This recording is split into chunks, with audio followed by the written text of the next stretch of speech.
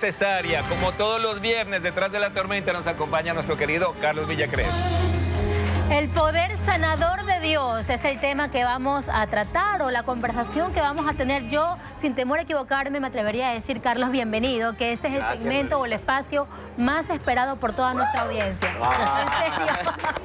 Bienvenido. Gracias, Dorita, Henry, de verdad, y a toda la audiencia. Yo también espero con mucha alegría el viernes, porque es una oportunidad de sentarnos, ¿verdad? Hacer esa pequeña pausa donde te encuentras, levantar el oído y permitir que esta conversación no solamente quede como algo ameno, sino que llegue al corazón y nos permita realmente ser transformados para una mejor vida. Así que aquí estamos.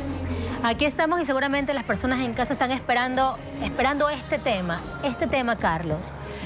Ay, Dios sigue haciendo milagros, porque antes hemos escuchado de los milagros, del poder sanador de Dios que levantaba a un enfermo, pero hoy sigue pasando esto. Bueno, hilando el comienzo del programa, si yo tuviese aquí a este señor del video, de la moto, aquí sentado a la par, él fuera el primero en decirme si Dios sigue haciendo milagros.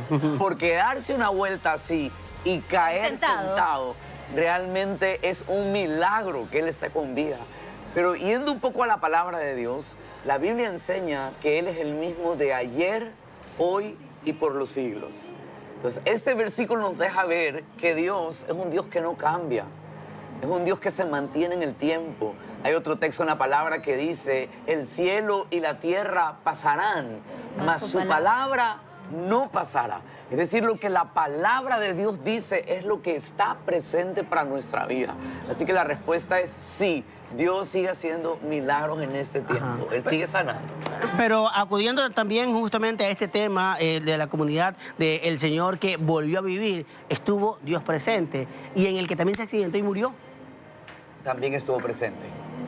También estuvo presente y es buenísimo lo que estás trayendo porque la pregunta va, porque asociamos, y aquí voy con esto, asociamos a Dios en la forma en la que nosotros podemos entender el bien y entender el propósito. Es decir, nosotros vamos a mirar a la persona conforme nosotros entendemos.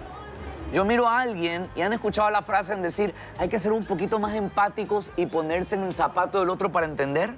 Correcto. Entonces, yo no voy a poder entender el obrar de Dios desde mis zapatos, pero tampoco puedo ponerme en los zapatos de Dios, porque yo soy ser humano. Yo no soy Dios.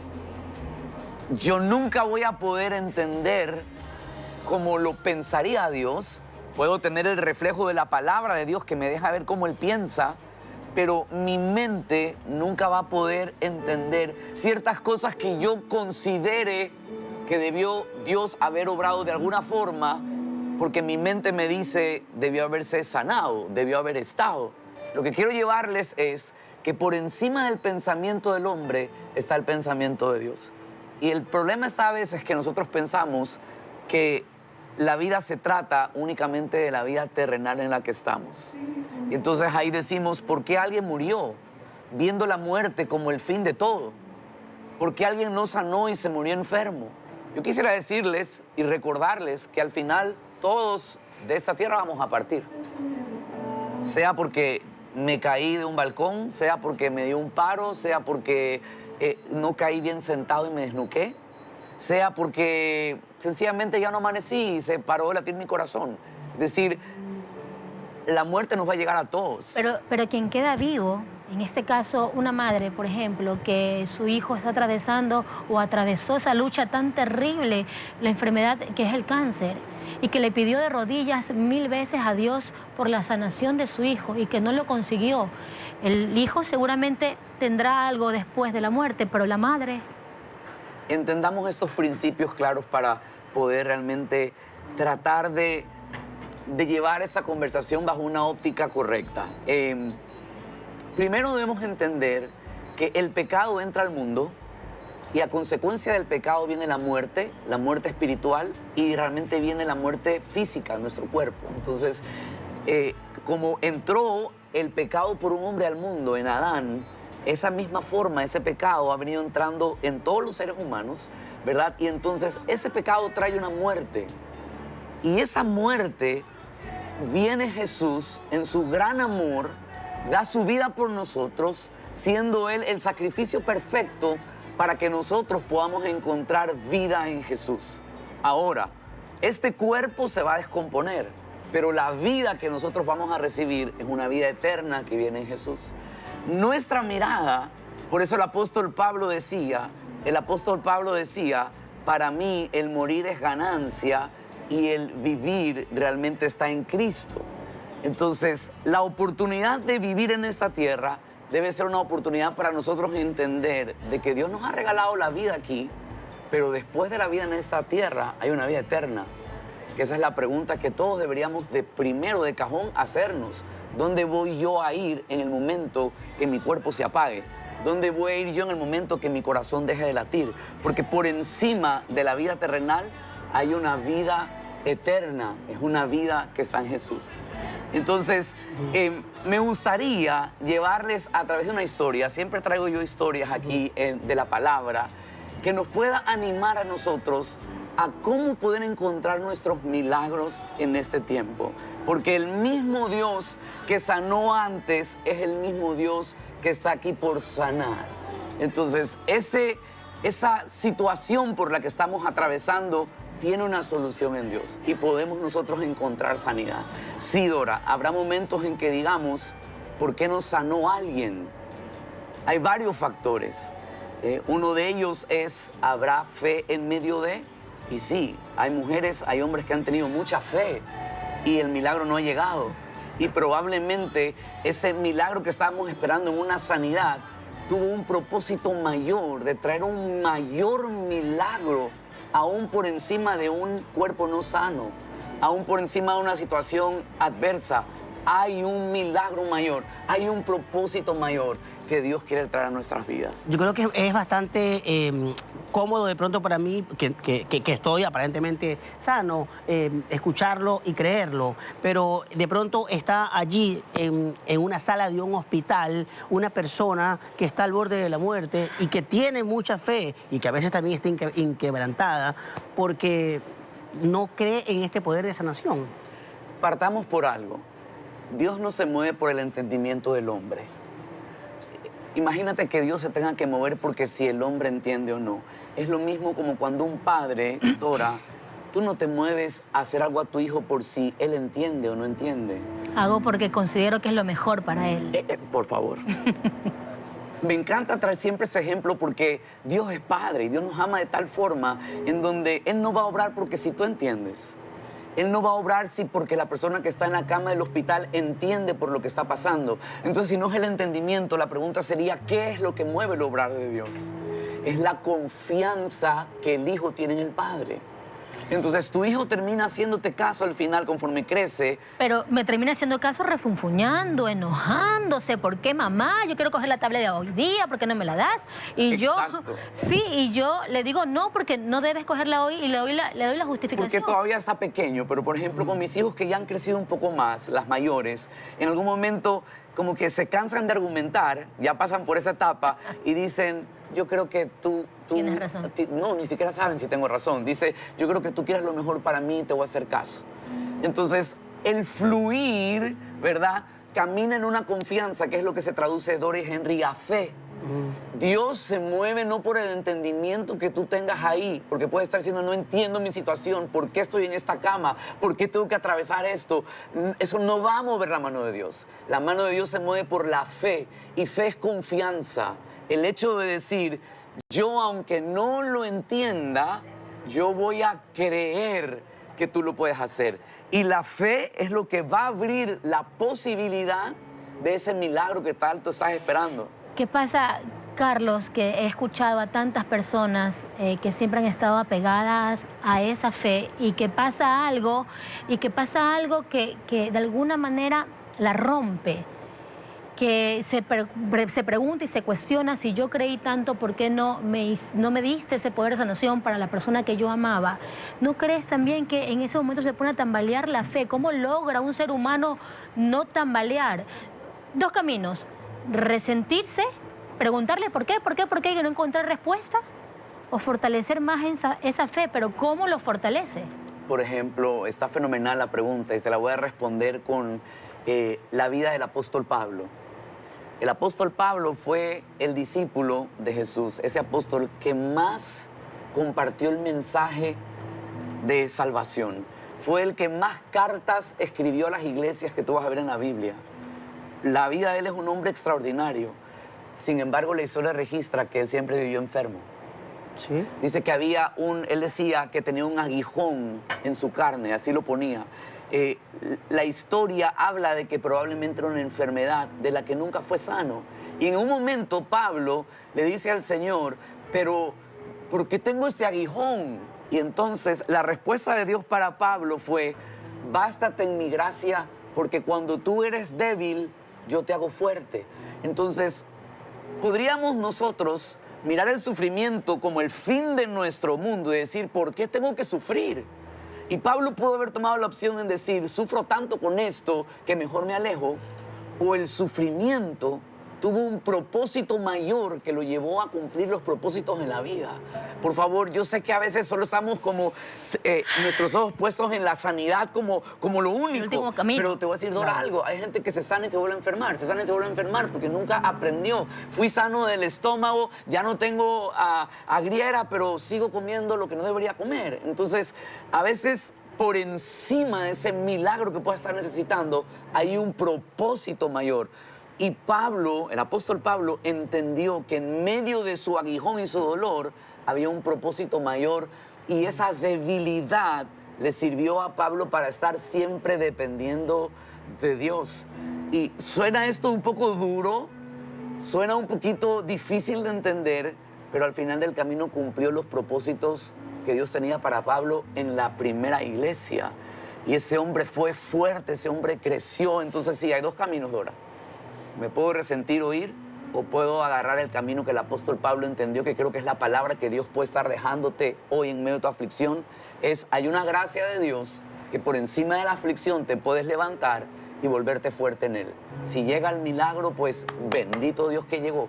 Y si toda la vida nos tocó cojear con esa debilidad, será la oportunidad perfecta para volverte fuerte en Él y cumplir así sus propósitos. Y esa fortaleza a veces de pronto es difícil asimilarla cuando estoy enfermo, cuando me duele todo, cuando tengo una dolencia y siento que ya no doy más, que estoy al borde de la muerte y no tengo esa fe, no creo en esa sanación, pero mi familia sí, mi madre, mis amigos sí oran por mí. Eso me ayuda, me salva. Sí, me encanta porque eso me liga con la historia que te iba a contar. Había un hombre que dice que había nacido sin poder caminar, era paralítico de nacimiento. Y entonces habían oído que Jesús estaba en Capernaum, en esa ciudad, y estaba en una casa. Entonces, les hago la historia cortita, solo para ir respondiendo un poco a tu pregunta. Pero lo interesante es que, impedido él de ir hasta Jesús por su condición, la historia me habla de 4 amigos. 1, 2, 3, 4, y aquí estamos más. Y escucha, esos 4 amigos toman al paralítico, su amigo, y lo llevan hasta Capernaum, a la casa donde estaba Jesús. Pero cuando llegan al pie de la casa, no pudieron entrar. ¿Y saben por qué no pudieron entrar? Porque había tanta gente que estaba queriendo oír a Jesús enseñar, que ellos estaban fuera. Pero hay algo interesante. Quisiera en esta historia llevarles a mirar 3 principios que provocan milagros de sanidad. Lo primero es que dentro de esa casa se estaba hablando la palabra de Dios. Él estaba ahí adentro, él estaba hablando la palabra de su Padre. Los milagros se producen en medio de un ambiente donde la palabra sea la correcta. Probablemente solo a la mesa estamos hablando de la enfermedad, solo a la mesa estamos hablando de lo difícil que es, a la mesa solo estamos quejándonos de la aflicción, pero hoy a esta mesa le estamos sumando una palabra de fe. Esa palabra de fe es lo que va a dar un ambiente. La Biblia dice que la fe viene por el oír, y viene por el oír la palabra de Dios. Pero no pudieron entrar a oír porque había una multitud de personas allá afuera. Y esa multitud de personas probablemente hoy significa eso que te está impidiendo llegar a Jesús. Probablemente tienes una multitud de razones para creer que no te puedes sanar. Probablemente tienes una multitud de problemas encima que te llevan a decir, porque sí o sí, empezamos hablando de la multitud de problemas que hay. ¿Qué pasa con la madre que no se le sanó el hijo? ¿Qué pasa con el que está en una cama de hospital? Es normal que lo primero que hagamos es mirar la multitud de problemas que tenemos por delante que no nos permiten creer por un milagro. Yo me imagino que el paralítico tiene que haber dicho, mira, Allá no llego. está lindo, Carlitos, la conversación de hoy, está lindo que hayan traído el tema, pero usted no sabe la multitud que yo tengo. Yo no puedo llegar a Jesús. ¿Cómo voy a llegar en la cama del hospital? ¿Cómo voy a llegar en medio de esta enfermedad tan grave? Pero ahí aparecieron los amigos. Y yo creo que esta es una conversación de esos amigos que estamos aquí hoy para decirle a la gente que está al otro lado de la pantalla de que tienes la oportunidad de creer en ese milagro. Y para tomar ahí un poco la historia y dejarla en la conversación, necesito un amigo más para seguir. Entonces, aquí tengo a Henry, tengo a Dora, ¿verdad? Virginia, Que justo ahí la veo tiene la sentadita, pregunta. ahí la veo con una Justo pregunta. tiene Así una que pregunta. pausa la historia para ir por la pregunta, vamos. Ya, pero tengo algunas, pero me voy a ir con esta primero. Hablamos de la muerte, que es inevitable, hablamos de ser un propósito y que muchas veces no entendemos cómo Dios, siendo Padre, puede obrar de formas que no entendemos y que probablemente no lo entendamos en mucho tiempo. Y a veces esperamos que el milagro sea para la persona enferma y no para quienes lo rodean. ¿Será acaso que Dios utiliza a ciertos seres humanos como herramientas para fortalecer la fe y crear un milagro dentro de la familia? Por ejemplo, me imagino si el hecho de mi abuelita, por ejemplo, estaba enferma, el hecho de que ella estaba enferma, tenía cáncer, hizo que mi familia se volcara a valorar el tiempo juntos, porque ellos sabían que cada día era un milagro de que ella estuviera viva, pero cuando ella muere, ¿cómo mantener ese milagro vivo? Virginia, es que aún la muerte tiene propósito. Para un hijo de Dios, la muerte tiene propósito.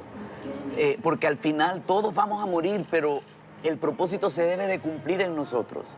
Y tú estás hablando de milagros que suceden alrededor de la enfermedad. Y esto es cierto. Esos milagros, esas historias que van alrededor son ciertas. Este hombre de la historia estaba paralítico, pero el milagro para los amigos en ir sobre las excusas que había en ese momento. Hay mucha gente, no hay plata para la medicina, no hay la oportunidad de acceder a un médico. Yo no sé, pero los milagros, número uno, suceden cuando la palabra de Dios está presente. Y los milagros, para tomar tu comentario, Virginia, suceden por encima de las excusas. Yo quiero invitarte a que creas por encima de la gran excusa que tienes hoy para decir el milagro no me va a llegar. Hay mucha gente, no está funcionando, yo no veo un milagro en mí, por encima, por encima. ¿Y sabes cómo vuelve la historia? En vez de retirarse los amigos, Los 4 amigos. los 4 amigos que estaban ahí, le dicen, no, te vamos a llevar a Jesús. Dice que se suben por el techo de la casa, probablemente algunos han escuchado esta historia, y sacan el techo, hacen un hueco y por ahí amarran al paralítico y lo bajan en medio de la reunión. Wow. Rompieron el techo.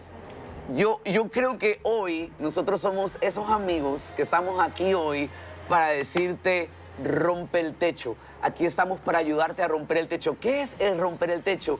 Es ir más allá de tus fuerzas naturales, es hacer una locura en la fe, porque es una locura en la fe.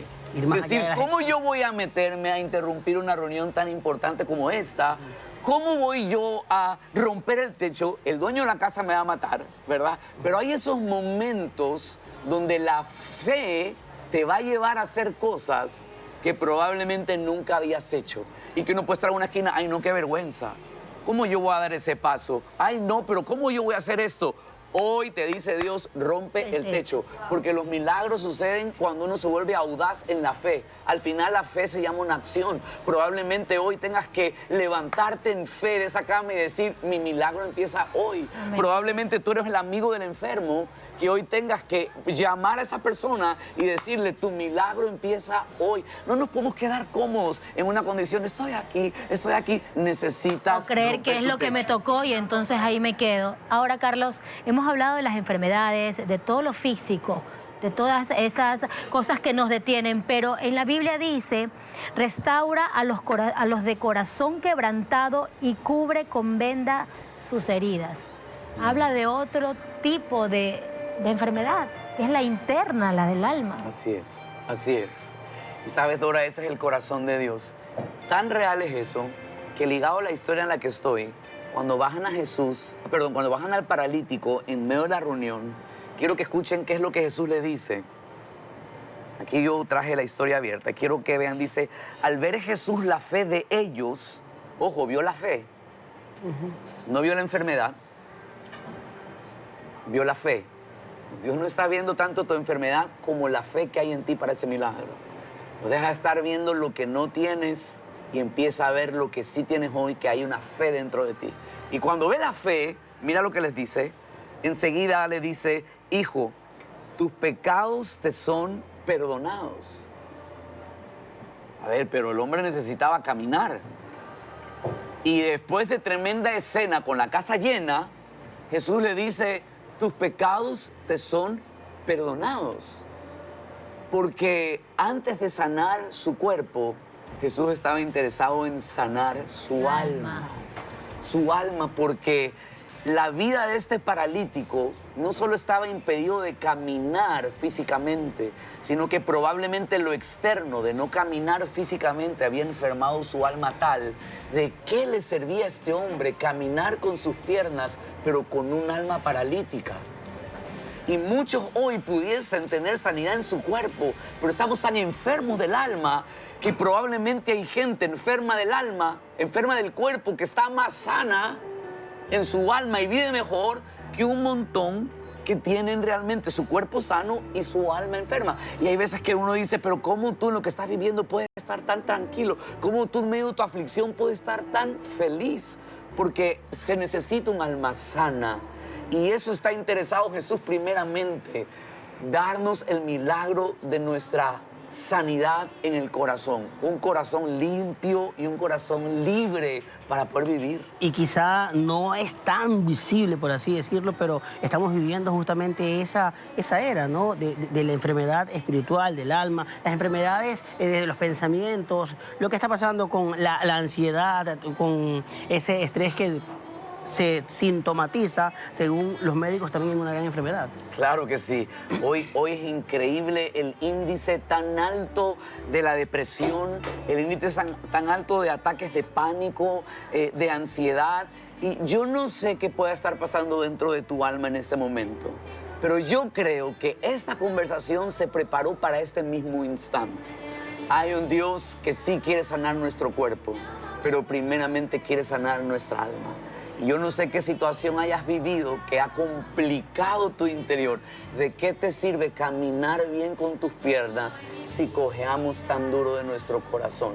Y lo primero que hizo Jesús fue sanar el corazón de este hombre. Yo me imagino por un momento la vergüenza, los complejos, el dolor en su alma, la burla que tiene que haber recibido, la cojera en su corazón de haberse sentido inferior que cargaba él, de que no le iba a servir de mucho caminar si no caminaba sano en su alma. Ese fue el primer milagro.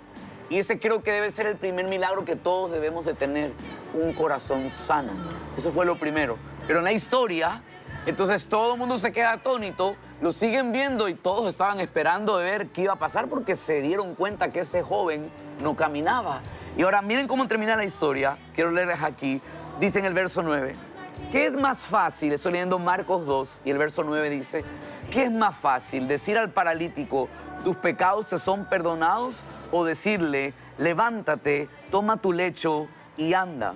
Pues para que sepan que el Hijo del Hombre tiene potestad en la tierra para perdonar pecados, se voltea al paralítico y le dice, levántate, toma tu lecho y vete a tu casa. Ojo con esa pregunta. ¿Qué es más fácil? ¿Perdonar pecados o decirle al paralítico, levántate y camina? ¿Qué piensan ustedes? Dios mío. A ver, ¿qué piensan ustedes? viendo a la gente, ¿qué es más fácil? En esa situación, o sea, es Jesús, para él todo lo puede lograr. Ajá. Pero yo creería que Desde habría nuestra sido... humanidad, ¿qué era más Exacto. fácil? Levántate, camina y anda. Levántate, camina y anda. ¿Y tú qué piensas? Perdonar pecados. Perdonar pecados. Probablemente, como no lo vemos, es más fácil decir, ya se lo perdonó. Pero que nuestros ojos vean el milagro, que se levante el paralítico, esa la tenía difícil. Y la humanidad decide, vive, piensa y hace todo lo que hacemos por lo que miramos. Entonces, como no lo vemos, se nos vuelve imposible. Y entonces decimos, como yo no veo la provisión, creo que nunca me levantaré. Como yo no veo la sanidad, creo que nunca sanaré. Como no veo el cambio en mi pareja, creo que nunca me podré sostener en mi hogar. Como no veo el cambio en mi hijo, creo que lo perderé. Todos los asociamos con lo que miramos, pero Jesús dijo, para que sepan que el Hijo de Dios sí sana el alma, hizo el milagro que era imposible para todos y levantó al paralítico. Es decir, con esto voy concluyendo, el propósito de ser sanos en nuestro cuerpo siempre tendrá el propósito mayor de sanar tu alma. Porque ¿de qué sirve un cuerpo sano con un alma enferma?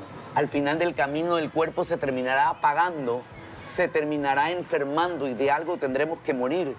Pero la vida que llevamos dentro, si tiene vida de Jesús, va a tener una vida eterna. Si no, no tendremos una vida eterna con Jesús. Por eso es que aún el propósito de un milagro en el cuerpo siempre tendrá el propósito de conectar con una sanidad para tu alma, para que tengas vida y vida eterna con Jesús. Qué maravilla, Carlos. Realmente es sanador escucharlo, Carlos, porque muchas veces carecemos de estas palabras o de estos conocimientos y también muchas veces por falta de ello perdemos la fe. Sí. Es maravilloso poder tener a la mano sus palabras y por medio de sus palabras conocer la palabra de Dios. Gracias por acompañarnos. Esperamos que a ustedes en casa también les haya llegado este mensaje y si está atravesando por un momento tan difícil, la fe no la pierda, que eso es lo que la mantiene vivo, pero con el alma. Me encanta oírte. Eres como esa amiga del paralítico que hoy le está diciendo a la gente, hay que creer por ese milagro. Excelente, Henry. Fenomenal. Gracias. Bueno, yo tengo una frase súper chévere que Por justo ayer favor. me la mandaron. No, es súper cortita, que una persona estaba súper afligida y dice, Dios te escuchó, solo ten paciencia. Y a veces eso nos hace falta, tener paciencia. Así es. Esa es la esperanza que se vuelve una antesala para los milagros. Gracias. Ya sabe que usted el día viernes, Así ¿dónde está? Aquí, en el contacto.